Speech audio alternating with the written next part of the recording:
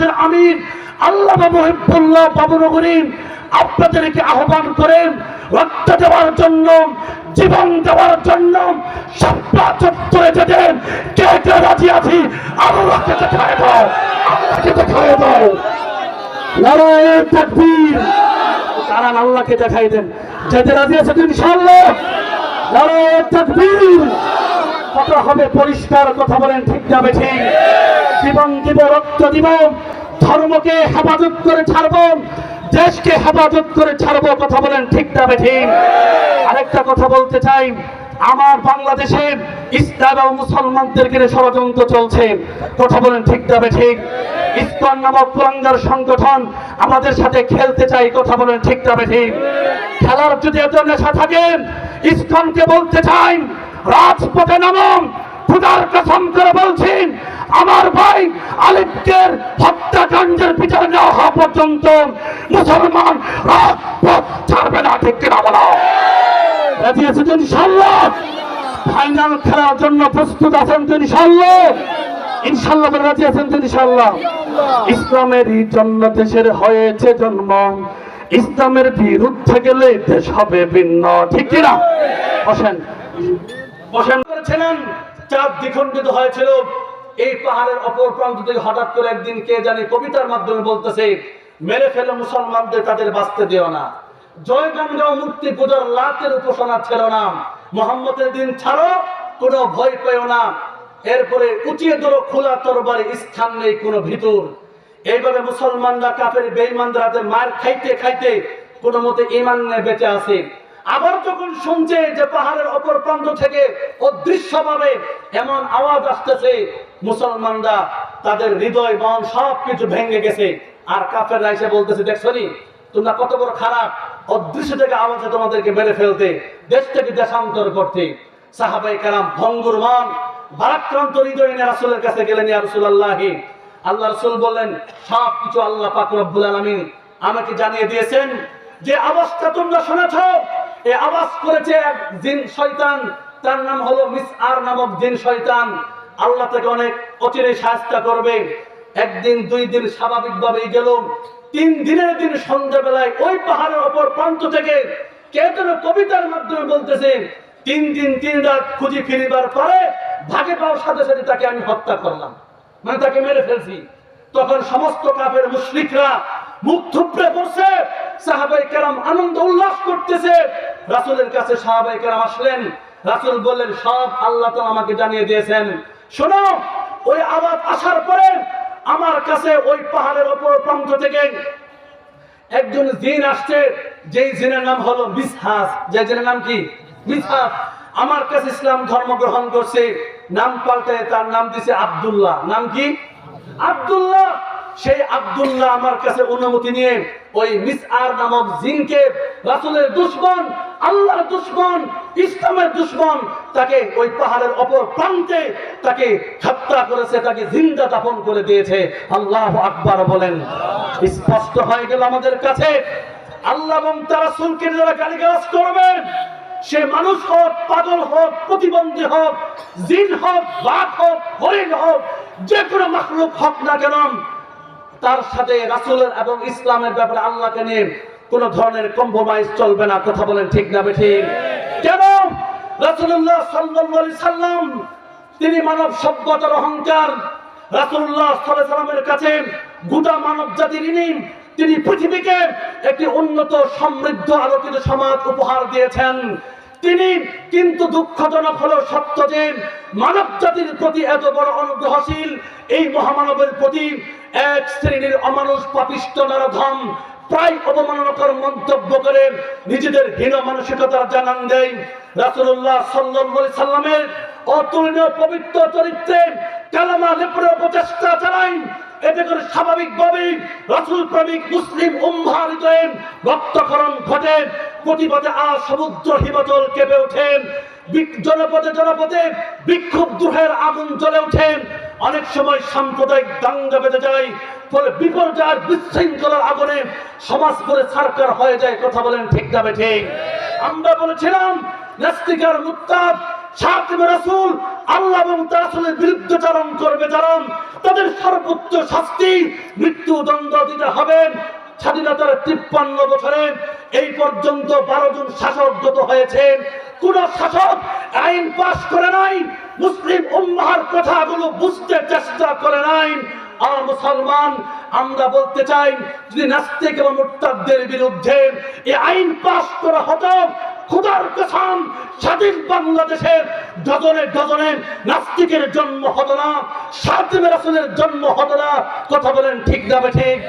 দাউদ হাজারী নামক এক কুলাঙ্গার ইসলামকে নিয়ে আল্লাহ এবং তার রাসূলকে নিয়ে কটূক্তি করেছিলেন। এই দেশের মানুষ আন্দোলন করলো, ফুঁসে উঠলো, তার শাস্তি চাইলো, তার শাস্তির বিধান কোন সরকার করতে পারে নাই।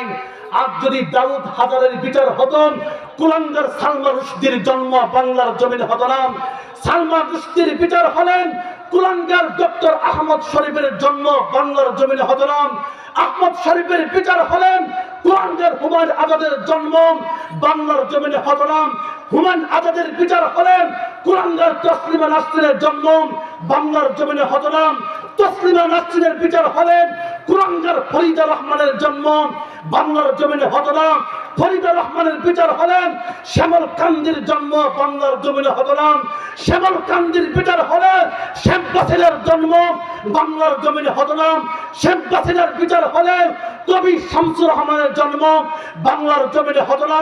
কবি শামসুর রহমানের বিচার হলেন কবির চৌধুরীর জন্ম বাংলার জমিনে হতো না। কবির চৌধুরীর বিচার হলেন হাসান আলম এনম, রাশেদ খান মেনন আর বরকিচরা শাহরিয়ার কবিরের জন্ম বাংলার জমিনে হতো না। তার বিচার হলেন ইমরান এই সরকার কুলাঙ্গার লতিফ সিদ্দিকী, কুলাঙ্গার আসাদুরের জন্ম বাংলার জমিনে হতো না। এটাকে বলা হয় অনলি অন বুস কমপ্লিট ভরপুর ডিলেট। এক নাস্তিককে ফাঁসির কাছে ঝুলিয়ে শত নাস্তিককে সাইজ করা বিধান আল্লাহ পাক রব্বুল আলামিন ইসলামে বাতলিয়ে দিয়েছেন। চুয়াডাঙ্গার রাজাপুরের ভাইদেরকে স্পষ্ট ভাষায় ঘোষণা করতে চাই, খোদার কসম করে বলতে চাই, জীবন থাকবে কি থাকবে না পরোয়া করবো না, ফাঁসির কাছে ঝুলবো কি ঝুলবো না পরোয়া করবো না। আল্লাহ এবং তার রাসূলকে নিয়ে যারা কটূক্তি করবেন, খোদার কসম করে বলছি, কোন নাস্তিক, কোন বেয়াদব, কোন সাতিমে রাসূল সোনার বাংলাদেশে থাকতে দিব না, থাকতে দিব না। ঠিক কিনা বলা? কথা বলেন ঠিক না ঠিক?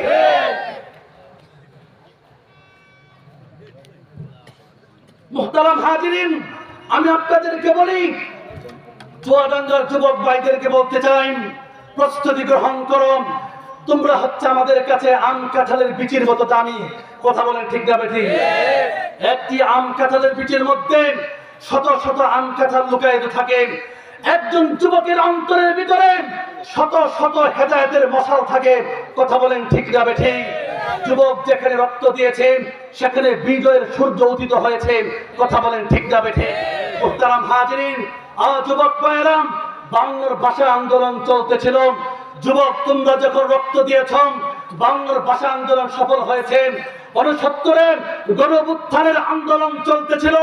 যুবক, তোমরা যখন রক্ত দিয়েছ, 69-এর গণঅভ্যুত্থানের আন্দোলন সফল হয়েছে। 71-এর স্বাধীনতা বিপ্লবের আন্দোলন চলতেছিল। যুবক, তোমরা যখন রক্ত দিয়েছ, 71-এর স্বাধীনতার বিপ্লবের আন্দোলন সফল হয়েছে। 75-এর সিপাহী বিপ্লবের আন্দোলন চলতেছিল। যুবক, তোমরা যখন রক্ত দিয়েছ, 75-এর সিপাহী বিপ্লবের আন্দোলন সফল হয়েছে। 90-এর স্বৈরাচার পতনের আন্দোলন চলতেছিল। যুবক, তোমরা যখন রক্ত দিয়েছ, 90-এর স্বৈরাচার পতনের আন্দোলন সফল হয়েছে। 94-এর তসলিমা নাসরিন যখন দেশ স্বাধীনতা, ইসলাম, মুসলমানদের বিরুদ্ধে ষড়যন্ত্র করতেছিল, বুরকার বিরুদ্ধাচরণ করতেছিল। যুবক, তোমরা যখন টেকনাফ থেকে তেতুলিয়া পর্যন্ত স্লোগান তুলেছিলেন, এক দফা এক দাবি, তসলিমা তুই কখন যাবি। যেই তসলিমা বুরকার বিরুদ্ধাচরণ করেছিল, সেই তসলিমা বুরকা পরে মামুর বাড়ি দিল্লি গিয়েছিল। কথা বলো ঠিক যাবে ঠিক? 2013 সালে যুবক, তোমরা যখন তাকে সাড়া দিলেন, হেফাজত ইসলাম বাংলাদেশের আমির আল্লামা শফি রহমতুল্লাহি আলাইহি তোমাদেরকে যখন আহ্বান করেছিলেন, নাস্তিক আর মুরতাদের গোষ্ঠীরা শাহবাগ চত্বরকে অপবিত্র করতেছিল, ইসলামের বিরুদ্ধাচরণ করতেছিল, নবীকে গালি দিতেছিল। সেই বয়োবৃদ্ধ মুরব্বী যখন তোমাদেরকে ডাক দিয়েছিল, যুবক টেকনাফ থেকে নেত্রকোনা পর্যন্ত, রূপসা থেকে পাথুরিয়া পর্যন্ত, তোমরা তার ডাকে সাড়া দিয়ে শাপলা চত্বরে একত্রিত হয়েছিলেন, রক্ত ঢেলে দিয়েছিলেন। সেদিন নাস্তিকার মুক্তাদের গোষ্ঠীরা গর্তের ভিতরে ঢুকেছিল। আজ ঘোষণা করো, চুয়াডাঙ্গার যুবকরা ঘোষণা করো, পৃথিবীতে একজন যুবক বেঁচে থাকতে নাস্তিকার মুক্তাদের গোষ্ঠীরা গর্তের ভিতরে থাকবে। খোদার কসম, যুবক বেঁচে থাকতে নাস্তিকের গোষ্ঠীরা গর্ত থেকে বের হতে পারবি না, বের হতে পারবি না। ঠিক কিনা বলো? রাজি আছেন তো ইনশাআল্লাহ? মুহতারাম হাজিরিন, এই দেশকে স্বাধীন করা হয়েছে, এরপর কি দেখলাম? ভারতের আগ্রাসন থেকে আমার এই দেশ মুক্তি পেয়েছে। কথা বলেন ঠিক যাবে ঠিক? এখন নতুন এক সন্ত্রাস এবং জঙ্গি গোষ্ঠী, যার লেজ হলো বাংলাদেশে, মাথা হলো দিল্লিতে, তার নাম ইসকন সন্ত্রাস। কথা বলেন ঠিক যাবে ঠিক? আমার ভাই সাইফুল ইসলাম আলিফকে হত্যা করেন যে জঙ্গিবাদীর সেই উস্কানি তারা দিয়েছেন, মুসলমান এবং হিন্দু দাঙ্গা লাগানোর পায়তারা চালাচ্ছে। আর এই সুযোগে চট করে শৈলতার ঢোকার পরিকল্পনা চলতেছে। কথা বলেন ঠিক যাবে ঠিক? ইসকন নামক সন্ত্রাসী গোষ্ঠীকে জানিয়ে দিতে চাই, ইসলাম আমাদের দেশে কতরি পানার নেই ভেসে আসেনি। কথা বলেন ঠিক যাবে ঠিক? মুহতারাম হাজিরিন, দেখো আটলান্টিক মহাসাগরের পূর্ব পাশে মদিনাতুল আসিফে গিয়ে দেখুন উকবা ইবনে নাফের কবর সেখানে পড়ে আছেন। সুদূর চীনে গিয়ে দেখেন উসমান বিন আব্বাসের কবর সেখানে পড়ে আছেন। সুদূর জর্দান গিয়ে দেখেন যায়েদ বিন হারেসা, জাফর তৈয়ার, আব্দুল্লাহ ইবনে রাওয়াহার কবর সেখানে পড়ে আছেন। সুদূর তুরস্কের রাজধানী ইস্তাম্বুলে গিয়ে দেখেন আবু আইয়ুব আনসারীর কবর সেখানে পড়ে আছেন। সুদূর মিশর গিয়ে দেখেন আমর বিন আসের কবর সেখানে পড়ে আছেন। সুদূর ইরাকে গিয়ে দেখেন আব্বাসের কবর সেখানে পড়ে আছেন। সুদূর বসরায় গিয়ে দেখেন আনাস রাদিয়াল্লাহু তাআলা আনহুর কবর সেখানে পড়ে আছেন। সুদূর কুফায় গিয়ে দেখেন হযরত আলীর কবর সেখানে পড়ে আছেন। সুদূর দামেস্কে গিয়ে দেখেন হযরত বেলালের কবর সেখানে পড়ে আছেন। আরব সাগরের পারে মাকাম ঈসা গিয়ে দেখেন আবু আব্দুল্লাহর কবর সেখানে পড়ে আছেন। সুদূর ময়দান উহুদে গিয়ে দেখেন হযরত আমর ইবনে জুমুর কবর সেখানে পড়ে আছেন। সুদূর সোমালিয়াতে গিয়ে দেখেন হযরত ফজল ইবনে আব্বাসের কবর সেখানে পড়ে আছেন। এক সাগর রক্ত আর হাজার হাজার ব্যক্তি পবিত্র রক্তের উপর ভর করে ইসলাম বাংলাদেশের চুয়াডাঙ্গা পর্যন্ত এসেছে। কথা বলেন ঠিক না বেঠিক? ইসলামকে স্পষ্ট ভাষায় জানিয়ে দিতে চাই, আমার দেশের ইসলামকে দেশকে যদি অস্থিতিশীল করতে চান, খুদার কসম করে বলছেন, খুদার কসম 50,000 জাপান পরিহিত মৃত্যুর শপথ উদ্দীপ্ত তরুণদের মাধ্যমে সেই জঙ্গি ইহুদিদের দালাল, মোদীর দালাল ইসলামকে শাহ দালালের পুণ্যভূমিতে যেটা দমন করবো, যেটা দমন করবো। দেখতে না রাজি আছে তো ইনশাআল্লাহ? মুহতারাম হাজিরিন, এরপর আসেন আরেক কুলাঙ্গার, সেটা হচ্ছে আমেরিকা সাম্রাজ্যবাদী। কথা বলেন ঠিক না বেঠিক? আমেরিকা মোদি যখন পলায় গেছে, আমেরিকা আসছে মানবাধিকার অধিকার সংস্থার অফিস খুলতে রাজধানী ঢাকার বুকে। যেই মানবাধিকার সংস্থা আফগানিস্তানে 20 বছরের গণহত্যার হিসাব দিতে পারে নাই, জাতিসংঘের যেই মানবাধিকার সংস্থা ইরাকের গণহত্যার হিসাব দিতে পারে নাই, ফিলিস্তিনের গণহত্যার হিসাব দিতে পারে নাই, সেই আমেরিকা আসছে বাংলাদেশের রাজধানী ঢাকার বুকে। তারা মানবাধিকার সংস্থার অফিস খুলবে। চোরের মন পুলিশ পুলিশ। কথা বলেন ঠিক না বেঠিক? তারা এই মানবাধিকার সংস্থা খুলে আমার এই দেশে ইসলাম বিরোধী, ধর্ম বিরোধী, তারা সেই সমকামিতাকে প্রমোট করতে চায়। কথা বলেন ঠিক না বেঠিক? স্পষ্ট ভাষায় বলতে চাই, এদেশ নাস্তিকার মুক্তাদের দেশ নয়। কথা বলেন ঠিক না বেঠিক? এদেশ কার্ল মার্ক্সের নয়, বার্ষিকের নয়, লেনিনের নয়। এদেশ বুশ, ট্রাম্প আর গুজরাটের কসাইমদের নয়। কথা বলেন ঠিক না বেঠিক? এদেশ 92% মুসলমানের দেশ, মোহাম্মদ বিন কাসেমের দেশ, সুলতান সালাউদ্দিন আইয়ুবীর দেশ, সুলতান মাহমুদ গজনবীর দেশ, শাহ জালালের দেশ, শাহ পরানের দেশ, ইমামউদ্দিন বাঙ্গালীর দেশ, ফখরুল ইসলাম ফখরুদ্দিন তাজুল ইসলামের দেশ, এদেশ শাইখুল ইসলাম শাইখুল হাদিসদের দেশ। কথা বলেন ঠিক না বেঠিক? রক্ত যদি চাও, শাপলা চত্বরে আমরা রক্ত দিয়েছি, নাসিরনগরে রক্ত দিয়েছি, ভোলাতে রক্ত দিয়েছি, হাটহাজারীতে রক্ত দিয়েছি। খোদার কসম করে বলছি, রক্তের বন্যা বয়ে যাবেন যদি সেই মানবাধিকার সংস্থার অফিস আফগান, ইরাক, ফিলিস্তিনের গণহত্যার হিসেব না দেয়। খোদার কসম, সেই অফিস যদি ঢাকায় খুলতে চায়, এক সাগর রক্তের বন্যা বয়ে যাবে। খোদার কসম, মানবাধিকার অফিস যাবে কোন অফিস রাস্তায় ঢাকার বুকে খুলতে দেওয়া হবে না, খুলতে দেওয়া হবে না। ঠিক কিনা বলো? রাজি আছেন তো ইনশাআল্লাহ? রাজি আছেন তো ইনশাআল্লাহ? প্রস্তুত থাকবেন তো ইনশাআল্লাহ? আর আমার এই দেশকে নিয়ে ষড়যন্ত্র চলছে। কথা বলেন ঠিক না বেঠিক? উনি ফোন করলে মাঝে মাঝে বলে যে বাংলাদেশে চট করে ঢুকবে। কথা বলেন ঠিক না বেঠিক? আমরা বলি ম্যাডাম আসেন, খেলা হবে। 15 বছর বলছেন খেলা হবে।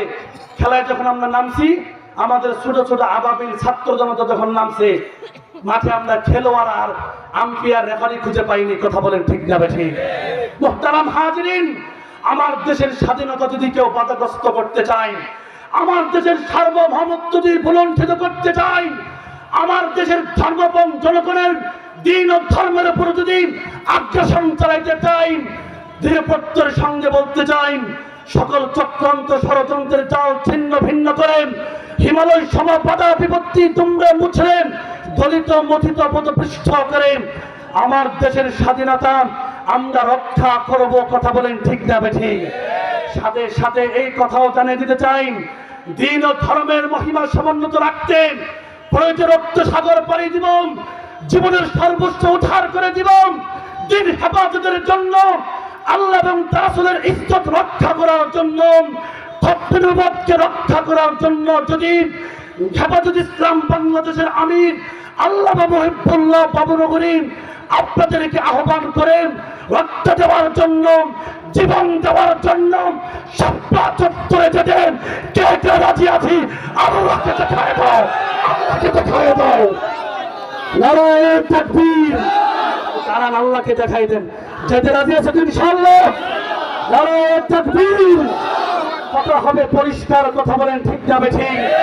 জীবন দিব, রক্ত দিব, ধর্মকে হেফাজত করে ছাড়বো, দেশকে হেফাজত করে ছাড়বো। কথা বলেন ঠিক না বেঠিক? আরেকটা কথা বলতে চাই, আমার বাংলাদেশে ইসলাম ও মুসলমানদেরকে ষড়যন্ত্র চলছে। কথা বলেন ঠিক না বেঠিক? ইসকন নামক কুলাঙ্গার সংগঠন আমাদের সাথে খেলতে চাই। কথা বলেন ঠিক না বেঠিক? খেলার যদি এত নেশা থাকে, ইসকনকে বলতে চাই রাজপথে নামুন। খোদার কসম করে বলছেন, আমার ভাই আলিফকের হত্যাকাণ্ডের বিচার না হওয়া পর্যন্ত মুসলমান রাজপথ ছাড়বে না। ঠিক কিনা বলো? রাজি আছেন তো ইনশাআল্লাহ? ফাইনাল খেলার জন্য প্রস্তুত আছেন তো ইনশাআল্লাহ? ইনশাআল্লাহ রাজি আছেন তো ইনশাআল্লাহ? ইসলামেরই জন্য দেশের হয়েছে জন্ম, ইসলামের বিরুদ্ধে গেলে দেশ হবে ভিন্ন। ঠিক কিনা? বসেন বসেন। ইসলামের বিরুদ্ধে যারা নিয়েছে অবস্থান, এই বাংলায় ঠাই হবে না কেউ হিন্দুস্তান। ঠিক কিনা? চলো চলো সামনে চলো, ভদ্রকণ্ঠে আওয়াজ তুলো, সবাই মিলে একই তালে দাও না স্লোগান নারায়ে তাকবীর। এই আওয়াজ হবে না, চুয়াডাঙ্গা মানুষের আওয়াজ ধরে দিতে হবে। নারায়ে তাকবীর। বিশ্বনবীর অপমান, সেই বনারে মুসলমান। নারায়ে তাকবীর। কুরআন সুন্নাহর আলো। নারায়ে তাকবীর। মুসলমানের এই দেশেতে নাস্তিকদের ঠাঁই নাই, নাস্তিকদের পক্ষে যারা তাদের কোনো রক্ষা নাই। ঠিক কিনা? মুসলমানের এই দেশেতে ইসকনের ঠাঁই নাই, ইসকনের পক্ষে যারা তাদের কোনো রক্ষা নাই। ঠিক কিনা? এই দেশেতে থাকতে হলে কুরআন মানতে হবে। ঠিক কিনা? আর আজকাল ঠিক না বেঠে? এই দেশেতে থাকতে হলে কুরআন মানতে হবে। কুরআন না মানলে তারা বিতাড়িত হবে। ঠিক কিনা? চলো চলো সামনে চলো, বজ্রকণ্ঠে আওয়াজ তুলো, সবাই মিলে একই তালে দাও না স্লোগান, নারায়ে তাকবীর, নারায়ে তাকবীর। বিশ্বনবীর অপমান সইব না রে মুসলমান, নারায়ে তাকবীর, নারায়ে তাকবীর। আমার কথা কি আপনারা বুঝছেন? আমার দাবিটা কি ছিল বলেন তো? আল্লাহ এবং তার রাসূলকে যারা